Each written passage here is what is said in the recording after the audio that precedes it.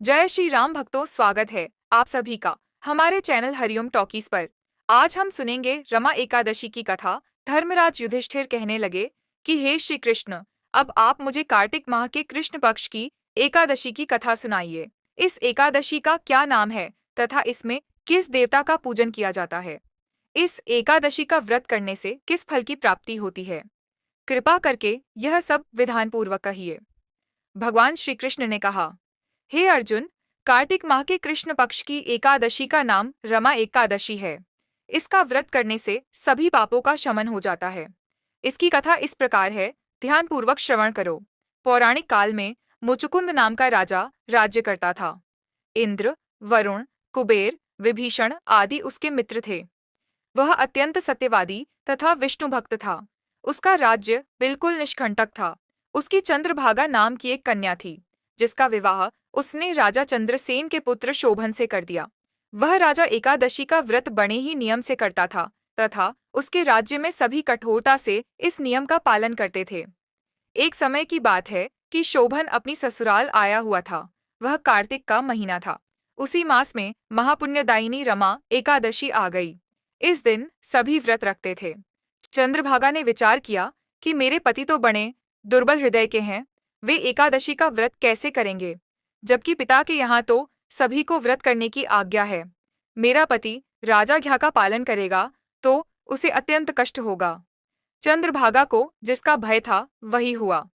राजा ने आदेश जारी किया कि इस समय उनका दामाद राज्य में पधारा हुआ है, अतः समस्त प्रजा विधान पूर्वक एकादशी का व्रत करे। जब दशमी आई तब राज्य में ढिंडोरा पिटा। उसे सुनकर शोभन अपनी पत्नी के समीप गया तथा बोला, हे प्रिय, तुम मुझे कुछ उपाय बतलाओ, क्योंकि मैं उपवास नहीं कर सकता। यदि मैं उपवास करूंगा तो अवश्य ही मेरी मृत्यु हो जाएगी। पति की बात सुन चंद्रभागा ने कहा, हे स्वामी, मेरे पिता के राज्य में एकादशी के दिन कोई भी भोजन नहीं कर सकता। यहाँ तक कि हाथी, घोड़ा, ऊंट, पशु आदि भी तृण, अन्न, जल आदि ग्रहण नहीं करते, तो भला मनुष्य कैसे भोजन कर सकते हैं? यदि आप उपवास नहीं कर सकते तो किसी अन्य स्थान पर चले जाइए, क्योंकि यदि आप यहाँ रहेंगे तो आपको व्रत तो अवश्य ही करना पड़ेगा। पत्नी की बात सुन शोभन ने कहा, हे प्रिय, तुम्हारी राय उचित है, परंतु मैं व्रत करने के भय से किसी अन्य स्थान पर नहीं जाऊंगा। अब मैं व्रत अवश्य ही करूंगा। परिणाम चाहे कुछ भी क्यों ना हो, भाग्य में लिखे को भला कौन टाल सकता है। सभी के साथ शोभन ने भी एकादशी का व्रत किया तथा भूख एवं प्यास से अत्यंत व्याकुल होने लगा। सूर्य नारायण भी अस्त हो गए तथा जागरण के लिए रात्रि भी आ गई। वह रात्रि शोभन को असहनीय दुख देने वाली थी। दूसरे दिन सूर्योदय होने से पूर्व ही भूख प्यास के कारण शोभन के प्राण पखेरु उड़ गए।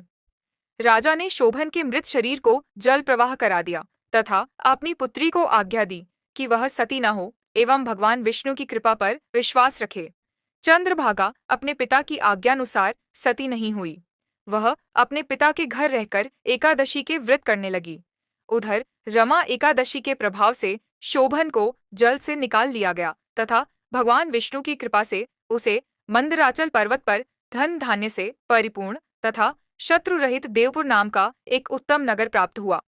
उसे वहां का राजा बना दिया गया। उसके महल में रत्न तथा स्वर्ण के खंभे लगे हुए थे। राजा शोभन स्वर्ण तथा मणियों के सिंहासन पर सुंदर वस्त्र तथा आभूषण धारण किए बैठा था। गंधर्व तथा अप्सराएं नृत्य कर उसकी स्तुति कर रहे थे। उस समय राजा शोभन दूसरे इंद्र के समान प्रतीत हो रहा था। उन्हीं दिनों मुचुकुंद नगर में रहने वाला सोम शर्मा नाम का एक ब्राह्मण तीर्थ यात्रा के लिए निकला हुआ था। भ्रमण करते करते वह शोभन के राज्य में जा पहुंचा तथा उसको देखा। वह ब्राह्मण उसको राजा का जमाई समझकर उसके निकट गया। राजा शोभन ब्राह्मण को देख आसन से उठ खड़ा हुआ तथा अपने ससुर तथा स्त्री चंद्रभागा की कुशल क्षेम पूछने लगा।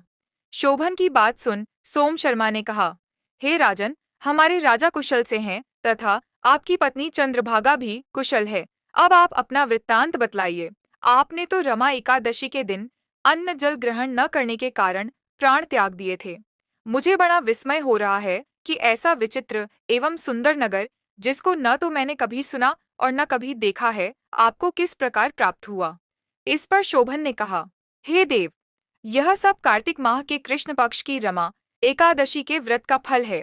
इसी से मुझे यह अनुपम नगर प्राप्त हुआ है, किंतु यह अस्थिर है। शोभन की बात सुन ब्राह्मण बोला, हे राजन, यह अस्थिर क्यों है तथा स्थिर किस प्रकार हो सकता है, आप मुझे समझाइए।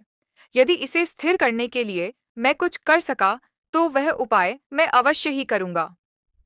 राजा शोभन ने कहा, हे ब्राह्मण देव, मैंने वह व्रत विवश होकर तथा श्रद्धा रहित किया था, उसके प्रभाव से मुझे यह अस्थिर नगर प्राप्त हुआ। परंतु यदि तुम इस वृत्तांत को राजा मुचुकुंद की पुत्री चंद्रभागा से कहोगे तो वह इसको स्थिर बना सकती है। राजा शोभन की बात सुन ब्राह्मण अपने नगर को लौट आया तथा उसने चंद्रभागा से संपूर्ण वृत्तांत कह सुनाया। इस पर राजकन्या चंद्रभागा बोली, हे ब्राह्मण देव, आप क्या वह सब दृश्य प्रत्यक्ष देखकर आए हैं या अपना स्वप्न कह रहे हैं? चंद्रभागा की बात सुन ब्राह्मण बोला, हे राजकन्या, मैंने तेरे पति शोभन तथा उसके नगर को प्रत्यक्ष देखा है, किंतु वह नगर अस्थिर है। तू कोई ऐसा उपाय कर जिससे कि वह स्थिर हो जाए। ब्राह्मण की बात सुन चंद्रभागा बोली, हे ब्राह्मण देव, आप मुझे उस नगर में ले चलिए, मैं अपने पति को देखना चाहती हूँ। मैं अपने व्रत के प्रभाव से उस नगर को स्थिर बना दूंगी।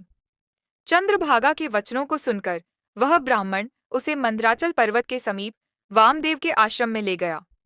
वामदेव ने उसकी कथा को सुनकर चंद्रभागा का मंत्रों से अभिषेक किया।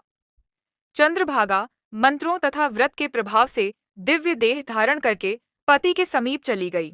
शोभन ने अपनी पत्नी चंद्रभागा को देखकर उसे प्रसन्नतापूर्वक आसन पर अपने समीप बैठा लिया। चंद्रभागा ने कहा, हे स्वामी, अब आप मेरे पुण्य को सुनिए। जब मैं अपने पिता के घर में 8 वर्ष की थी, तभी से मैं सविधि एकादशी का व्रत कर रही हूँ। उन्हीं व्रतों के प्रभाव से आपका यह नगर स्थिर हो जाएगा तथा सभी कर्मों से परिपूर्ण होकर प्रलय के अंत तक स्थिर रहेगा। चंद्रभागा दिव्य स्वरूप धारण करके तथा दिव्य वस्त्रालंकारों से सुसज्जित होकर अपने पति के साथ सुखपूर्वक निवास करने लगी। हे अर्जुन, यह मैंने रमा एकादशी का महात्म्य कहा है। जो मनुष्य रमा एकादशी के व्रत को करते हैं, उनके सभी पाप नष्ट हो जाते हैं। जो मनुष्य रमा एकादशी का महात्म्य सुनते हैं, वह अंत समय में विष्णु लोक को जाते हैं। जय श्री हरि। कहानी अच्छी लगी हो तो वीडियो को लाइक शेयर करें और हमारे चैनल को सब्सक्राइब करना ना भूलें। जय श्री राम भक्तों।